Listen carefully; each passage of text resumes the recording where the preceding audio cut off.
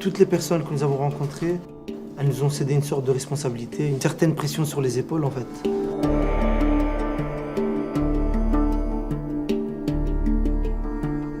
C'est la première fois qu'on est témoin et qu'on voit en image, en tout cas, une part de ce conflit. J'ai compris qu'il y avait réellement deux narratifs pour une même histoire, que les deux peuples avaient souffert et souffrent encore aujourd'hui. On a rencontré des personnes aussi bien du camp palestinien qu'israélien. Ça dérape quand on nous singularise dans une seule et unique identité. Quand est-ce qu'on va se réveiller? Parce qu'il y a pour le moment des lanceurs d'alerte.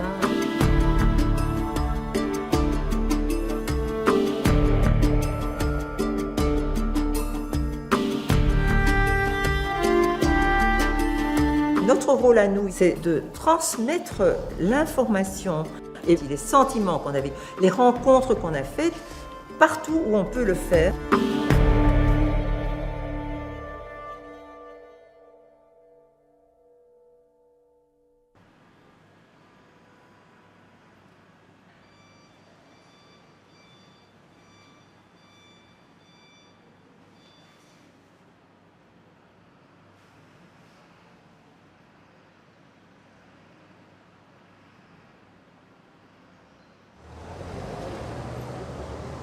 A few days ago, I sent a message on the Twitter just to encourage, people to come to visit and to see things by their eyes and to engage directly with the people.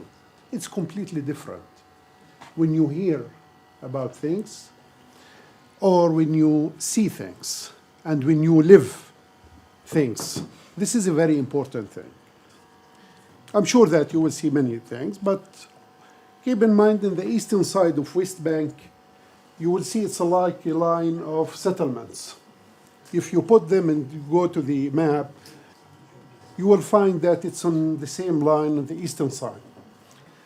And also in the western side, and also between. That's the case.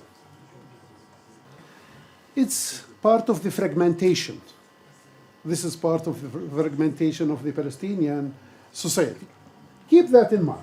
When you go,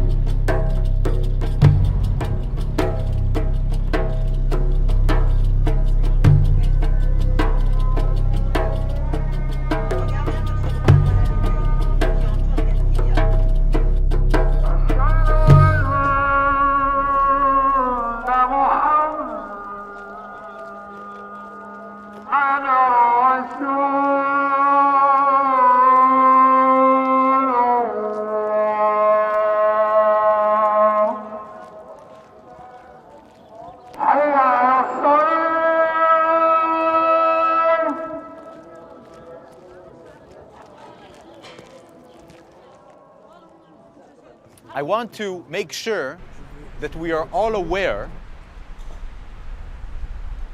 that we are in an occupied territory, as you know. We're in a settlement where the control is military control all around us. We're driving into Hebron, one of the most violent and aggressive settlements in the occupied territories. Okay?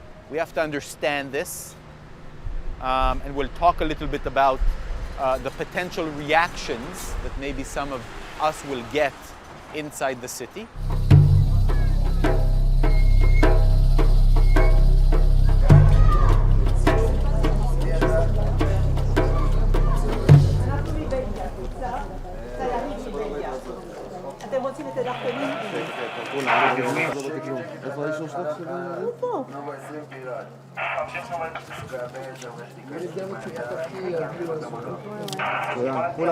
Montez votre feuille bleue aussi. Voilà. Alors tout le monde va montrer son passeport.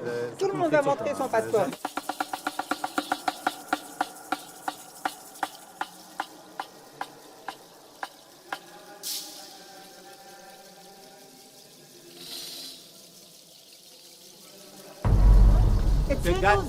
Guys, so they're asking to see IDs, and then we can cross.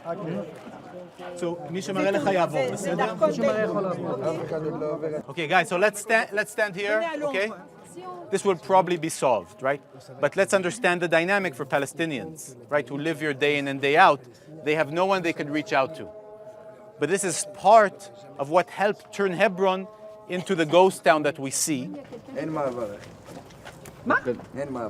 אנחנו נלך למשטרה, ואנחנו נלך לעורכי דין.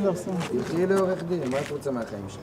בסדר, אחי, אמרת תודה. Ils ne veulent pas nous laisser entrer.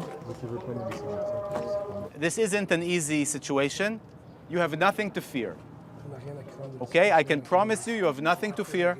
I know that it's not comfortable, but we have the privilege, you have the privilege of being internationals, being tourists. These roads, these shops are not closed because, you know, it's a holiday or because it's a, you know, a specific day of the week. They've been closed this way since 1999. Some of the shops have been closed since 1994. Right? The owners of the shops got no compensation. And in many places we see some of the shops being taken over by the settlers. Okay? Let's continue on.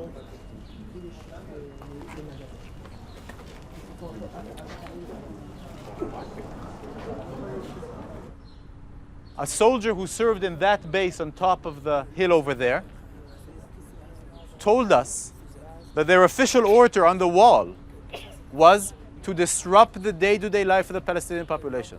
The orders of the soldiers is to create a feeling for Palestinians that there's an Israeli soldier sitting on the shoulder of every Palestinian.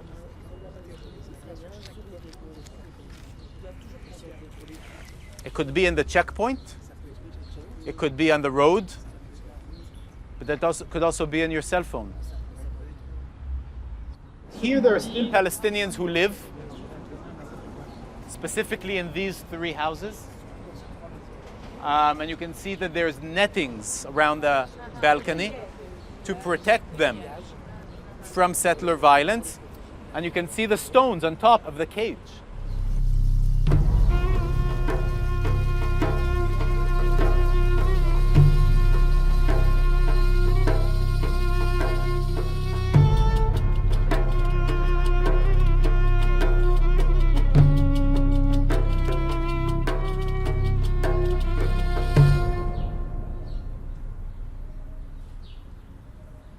You will reach the point. You will not find us. Now we have 6 Palestinian human rights organizations are announced as terrorist organizations. They indicted me 2016 with 18 military charges. It's in our shoulder like that. They are waiting the right opportunity to get rid of all of us. Do we have protection? No. Do we have someone backing us up? No. The question is, what do we have to push as real points to make the situation different? Because we can recognize it, and okay, that's part one, we recognize it's apartheid, but then, knowing that, what is the agenda? Knowing all the stuff we know about it, knowing all the settlements that are already here, what is the agenda then? Yes, I want to be equal. I feel equal to. About apartheid, you know, when we describe what is happening to me as an apartheid, it's not only you will describe that. Tal Shapiro, the former American ambassador to Israel, 2016, described what is happening in West Bank as double standards. 2 sets of law in the same area for different people. Kerry himself described it as an apartheid, and he, in a way or another, you know, said, okay, something like that. Many politicians, they describe it as because it is apartheid. I want, when we describe in our glossary the reality on the ground, what it is, then we can convince people to join. Increasing the cost of the occupation, the smartest campaign is to target the Israeli settlements. This is what I'm doing. This is what I believe in. Mais donc l'idée, c'est vraiment de déposer ce qu'on a appris aujourd'hui, ce qui nous a interpellés, ce qui nous a touchés. Ok, est-ce que quelqu'un souhaite intervenir, parler d'un moment marquant de la journée, quelque chose qui a été riche en émotions ou en apprentissage? J'ai découvert Hébron, j'ai découvert l'histoire d'Hébron et j'ai découvert l'occupation. En fait, je n'avais jamais été dans un endroit occupé. L'agressivité des soldats, mais aussi ces rues désertes et cette vie qui a disparu. Et je trouvais ça extrêmement violent, en fait. Donc, très, très fort. Et j'ai l'impression que j'ai compris un peu ce que c'était un pays en guerre. Ça, c'est une chose. Et puis, en même temps, il y avait Avner et sa force et son trajet et sa lumière qui nous a éclairés, accompagnés, qui était sérieux, mais en même temps détendu et concentré et qui nous a vraiment accompagnés pour comprendre et vivre ça. Il était, je trouve que quel travail il a fait sur lui-même pour réussir à porter un tel regard systémique. Donc, il n'était pas à critiquer une discrimination sur le moment, là, à Hébron, mais à le replacer dans une logique d'organisation, de planification. Comment quel trajet il faut faire pour pouvoir être aussi critique vis-à-vis de son propre État, et qu'il aime, par ailleurs, je pense. On a beau lire des articles de journal, voir des reportages, on ne pourra jamais se rendre compte de ce qui se passe réellement sur place si on n'y va pas ou si on ne le vit pas. Et donc cette expérience nous permet de, entre guillemets, ouvrir les yeux et se rendre compte de la triste réalité. Si moi je suis que témoin, eux ils vivent ça, c'est leur vie, ils sont nés là-dedans, et eux ils arrivent à tirer encore des ressources d'espoir. Mais moi je dois avoir espoir en fait pour ces gens-là. Israël est devenu tellement puissant et tellement fort, et personne ne l'arrête. Et moi ça me glace un peu le sang en entendant ça, parce que je vois bien, enfin je sens bien. Donc voilà, moi en tant que juive, parce que je parlais de chacun de nos expériences, moi en tant que juive, c'est vraiment très heurtant aussi. Cette fois-ci, on a été bloqués et c'était beaucoup plus violent, je trouve, surtout pour une partie du groupe où on a dit qu'on était peut-être palestiniens, puis il y a eu les membres du groupe qui sont des jeunes femmes voilées, et le voile encore une fois a fait son effet. D'ailleurs, je félicite toutes les femmes voilées qui sont restées fortes, les de marbre. Et je me dis que moi, en tant qu'éducateur, si je dois accompagner des jeunes de Molenbeek ici, je ne sais pas si elles auront la force et la maturité qu'ont eu nos amis ici présents. Moi, j'ai emmené, et il faut le faire, il faut amener des jeunes Molenbeekois ici.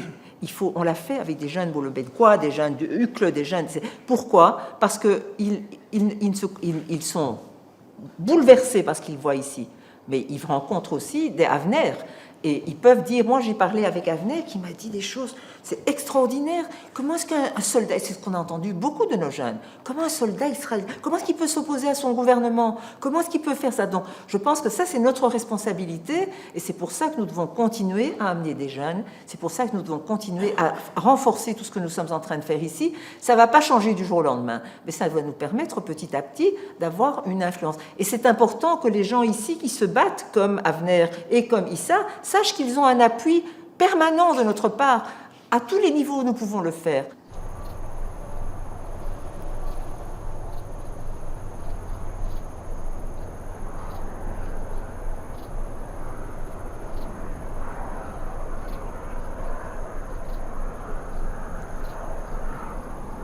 Ils sont blessés des deux côtés. Ils sont très très blessés dans cette situation très tendue. Et c'est vraiment horrible. C'est horrible. Et chaque fois, moi je suis traumatisée, je peux le dire ici, parce que les bruits et tout le temps, les roquettes, c'est tout le temps. On le voit comme les vagues. D'un point de vue psychologique, les enfants qui ont vécu ces traumatismes, est-ce que vous avez des études qui nous disent qu'est-ce qu'ils vont devenir quand ils vont être soldats, quand ils vont être des futurs citoyens? Est-ce qu'il y a un nombre d'enfants qui vont devenir de plus en plus des délinquants ou bien des marginaux?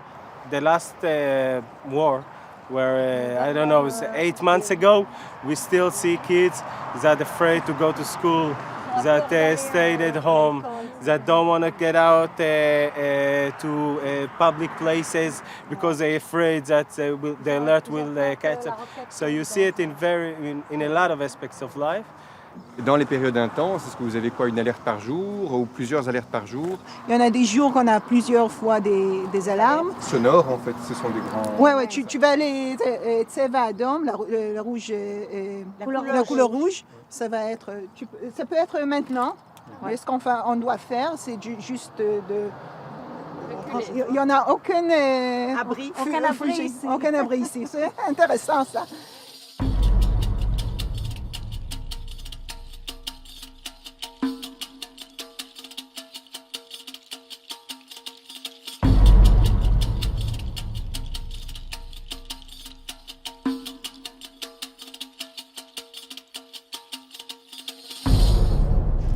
This is a private shelter, private home shelter.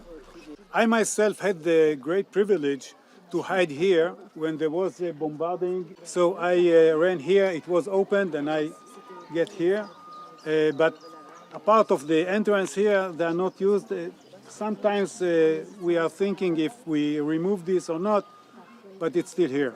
Et quand on parlait d'asymétrie, ok? Là, c'est flagrant, l'asymétrie, ok?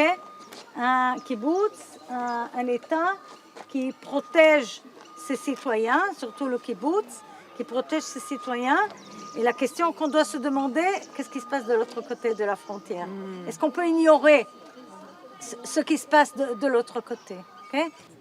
If you have questions to Arnon or Anat, because we want to move and to see the fields and Khan Yunis, yeah. Why did you make a choice to live in a kibbutz? In a kibbutz? Well, we get asked a lot why raise children or why stay with children here, and it's a challenge. It's a good question. It's a dilemma, and especially when there's escalations, you think about it.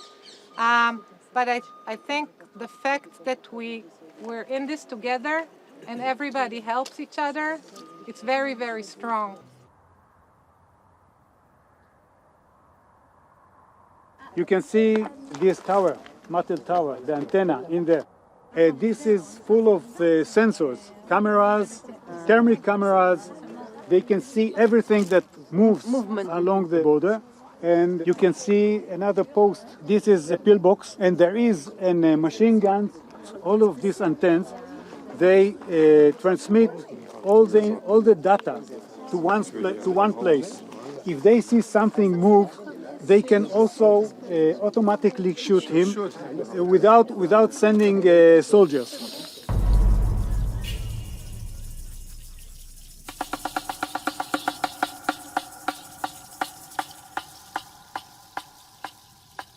Ce qui m'a frappé, c'est le monsieur qui nous a présenté le kibbutz, tout ce détail, les drones, les caméras, les capteurs de mouvement, voilà, voilà, le mur, tous ces détails vraiment pour traquer ces pauvres gens.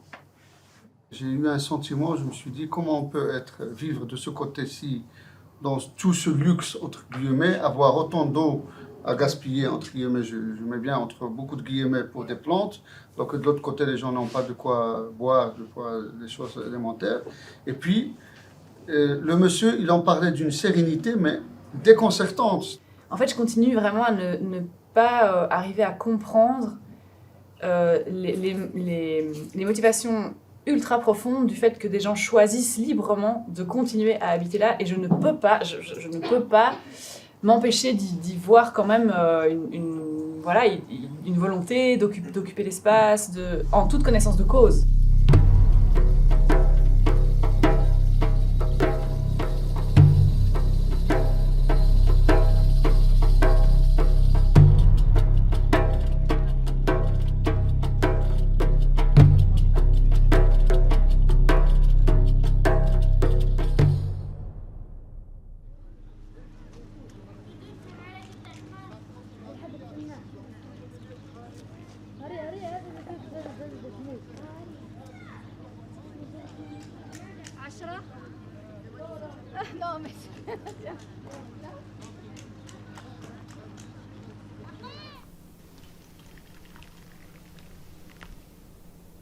Il y a beaucoup de problématiques, il y a beaucoup de problèmes, et je vais me contenter d'en citer quelques-uns. Dans le plus grand, c'est la question de la destruction, de la démolition.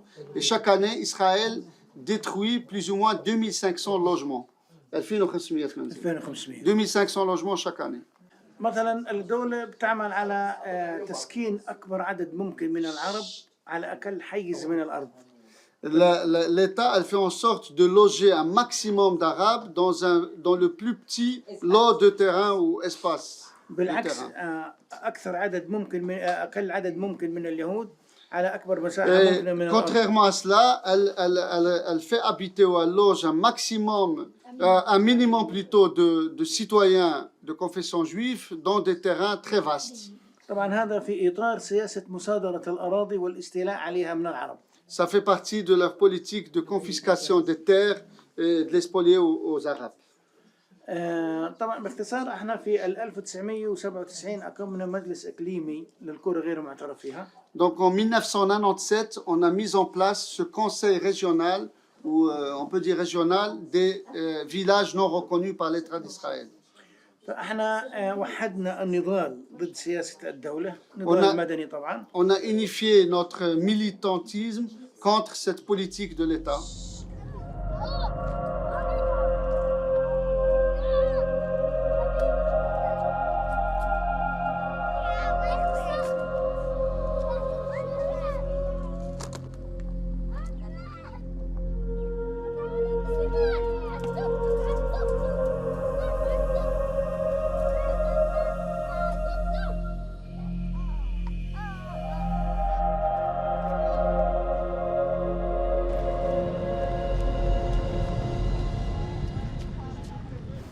Moi, ce que je retiens, c'est cet échange avec le représentant des villages non reconnus. Et je trouve quand même que c'est particulièrement cynique d'avoir des citoyens auxquels on reconnaît aussi peu de droits. Parce qu'à la limite, qu'on se dise par rapport aux Palestiniens de Cisjordanie ou de Gaza, c'est tout à fait dégueulasse et c'est totalement injuste, mais qu'on ait le cynisme de dire que ce sont des citoyens de notre pays, mais qu'on les reconnaît aussi. Enfin, on n'a même pas idée de ce que ça peut être d'avoir un village, enfin, un lieu de vie non reconnu chez nous. Enfin, ça, c'est un truc totalement hallucinant. Ils ne sont pas palestiniens, ils ne rentrent même pas dans le sujet et l'objet qui nous concerne, et ils sont traités comme du sous. Alors tu te dis, si c'est comme ça déjà par rapport à une catégorisation ethno-raciale sur le territoire, qu'est-ce que ça doit être dans la construction qu'on peut avoir par rapport aux Palestiniens? En fait, c'est la transition pour moi qui a été dure entre le kibbutz et le village bédouin. Et en fait, au-delà de tout ce qu'ils nous ont expliqué, je me suis vraiment demandé comment, au XXIe siècle, on peut encore accepter qu'un citoyen israélien, parce que ce sont des citoyens à part entière quand même, ou pas, c'est des citoyens israéliens, accepter une catégorisation dans la citoyenneté. Toi tu peux pas. Et je me suis dit, mais en fait, on est à l'apartheid. Voilà, clairement, c'est ça en fait, ça n'a pas d'autre nom. Et là, je peux pas mettre de la nuance. J'ai difficile, vraiment, personnellement, difficile à mettre de la nuance, de dire, oui, il faut entendre que... Non, là, c'est très compliqué pour moi de me dire, mais non, ce monsieur, il a le droit d'être là, il paye ses impôts, mais en contrepartie, il n'a rien, il a au contraire que de la misère. Moi, je voulais dire, c'est vrai, Imen, que... on n'est pas dans la nuance quand on voit ce qu'on a vu cet après-midi. Évidemment, mais c'est pas cette nuance-là que nous cherchons. Nous cherchons à voir des gens comme Nava et des gens comme les Palestiniens qu'on a vus hier et ça c'est ce que moi je conçois comme notion de la nuance. C'est pas de voir des gens qui sont des sous Untermensch quoi, parce que c'est ça qui se passe. Moi quand j'ai été confrontée à ça en 2001, je n'en revenais pas, je ne savais même pas que ça existait en Israël. Donc voilà, moi je voulais dire qu'on est au début et qu'on a tout un chemin à parcourir, des rencontres exceptionnel à faire et que ça va nous permettre vraiment à tous de vraiment affiner notre perception et de voir les actions qu'on pourra mener par après. Voilà.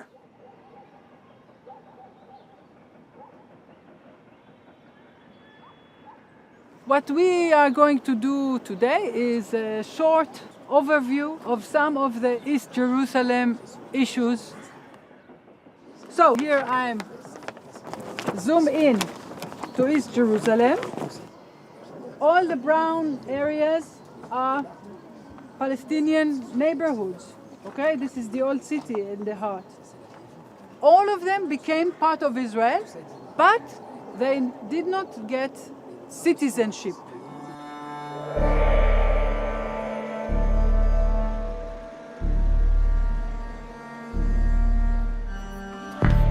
Okay?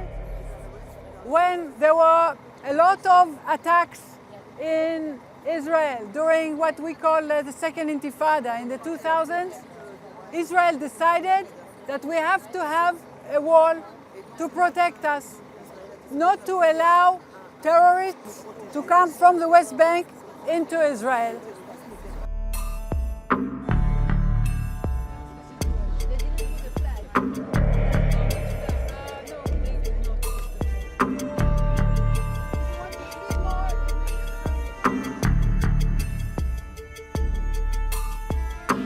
Et alors, tu as des écriteaux, et ici il y a marqué Tahbir Jarimat al-Harb, c'est-à-dire que l'évacuation de ces maisons, la confiscation de ces maisons, c'est un crime de guerre.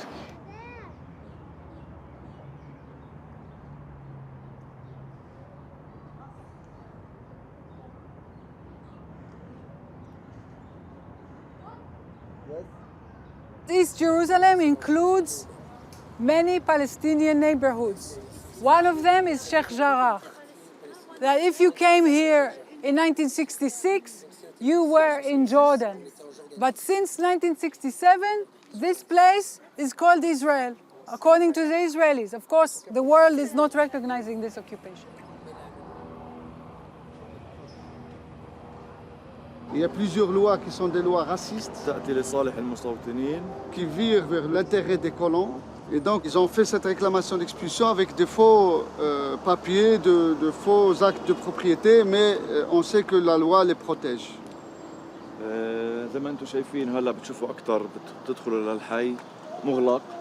Comme vous pouvez le constater, le quartier est fermé et vous allez encore le constater en y accédant. C'est fermé, c'est bouclé. Donc moi personnellement, si je sors de chez moi, je viens ici et je reviens chez moi, je dois prouver que j'habite, que je réside dans ce quartier. Et je suis content que vous soyez là pour que vous soyez témoins des méfaits de cette colonisation et des actes haineux que pratiquent ces colons ici.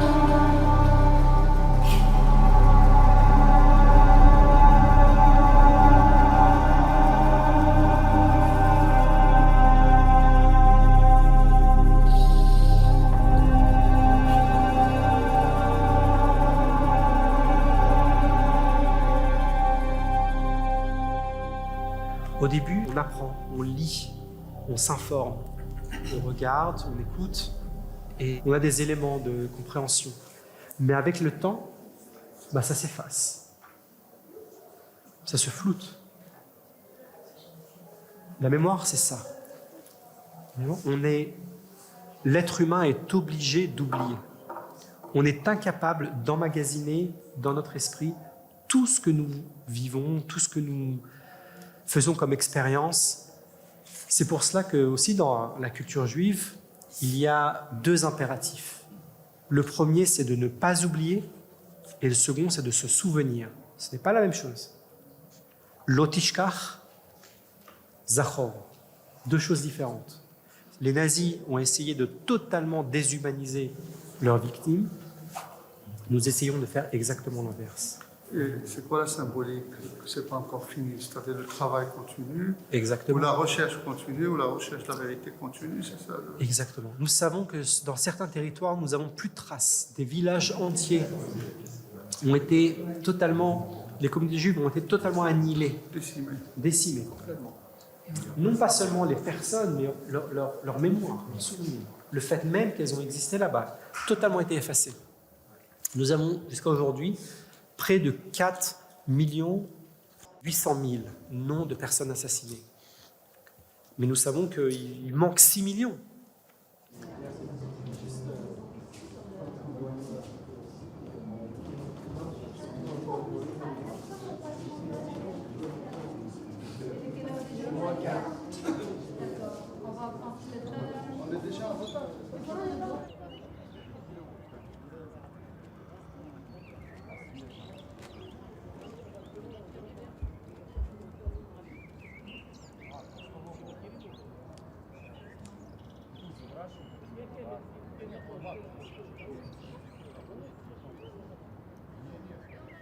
J'ai pas pu finir la visite parce que je me suis effondrée.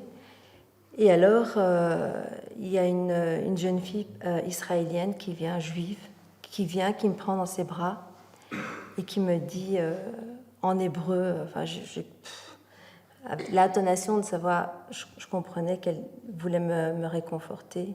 Et je voulais juste, voilà, je voulais juste qu'elle me laisse. Elle m'a pris dans ses bras, ça a duré quand même 2 minutes. Et puis bon, elle dit maintenant, I need to go. Ok. Bref. Et je me suis dit, regarde, cette fille, elle me croit juive, elle m'a prise dans ses bras. J'ai été suffisamment lâche de ne pas avouer que j'étais musulmane parce que j'étais tellement dans ma douleur, dans ma souffrance que j'avais pas le courage d'encaisser quoi que ce soit. Je voulais plus rien savoir. Je voulais plus entendre parler de religion. Je voulais plus entendre parler de langue. Je voulais être humain, point barre. Voilà, c'est tout ce que je voulais. On a tous entendu parler de ça, on a vu des films là-dessus. Et moi, je me disais que j'étais un peu immunisé, entre guillemets, parce que j'ai beaucoup travaillé sur des sujets comme ça. J'ai utilisé des documents d'archives. Je me disais que voilà, bon, peut-être que ça me toucherait un peu moins, mais en fin de compte, non. L'humain reprend le dessus. Au fur et à mesure qu'on avançait dans les différentes galeries, j'avais l'impression du déjà-vu dans l'histoire. Il y avait des aspects pour moi de l'histoire, une espèce de boucle qui se répétait. Les choses dérapent quand on se singularise sur une seule identité. Je suis allemand, je veux le Reich. Je suis juif, je suis uniquement juif. Je suis palestinien, je suis uniquement palestinien. Je suis musulman et uniquement musulman. Je suis juif et uniquement juif. Ça dérape quand on nous singularise dans une seule et unique identité. Je vais parler de quelque chose qui n'a pas forcément à voir avec les 2 derniers jours, parce que bon, là, il y a pas mal de choses à dire, effectivement, il y a pas mal d'émotions, etc. Moi, pour moi, ça va, parce que le groupe est formidable, on peut vraiment aller vers qui on veut, j'ai jamais eu l'impression que je dérangeais qui que ce soit. Je trouve que c'est un groupe qui est vraiment extraordinaire dans sa diversité, dans sa richesse, dans sa communication, dans la fluidité des rencontres, dans l'absence de ghettoisation multiples et diverses. Pour avoir fait déjà quelques groupes comme ça, voilà, je trouve qu'on est un groupe exceptionnel et j'ai pas peur de le dire.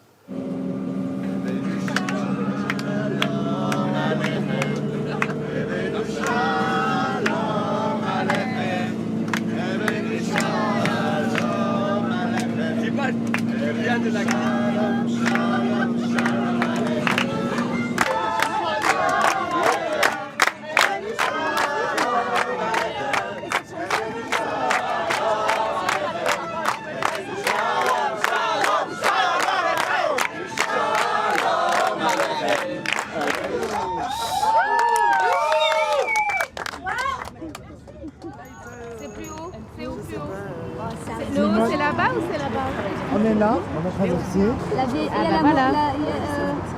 Oui, c'est ça, c'est le quartier où il y a les maisons Baos, tout ça. Voilà, c'est ça. Moi, c'est ça que je voudrais voir. Et après, on arrive sur la mer. Et après, parce que on va de la mer. Parce que là, on remonte. Il y a une expression chez nous, on dit elle est où ton oreille? Et en fait, pour être compliqué, au lieu de dire juste elle est là, on dit qu'elle est là. Vous êtes vraiment compliqué, hein, Yasmina? C'est vraiment compliqué. Mais ça, c'est les Arabes. C'est nous. Ah, les Arabes, c'est pas les écoles.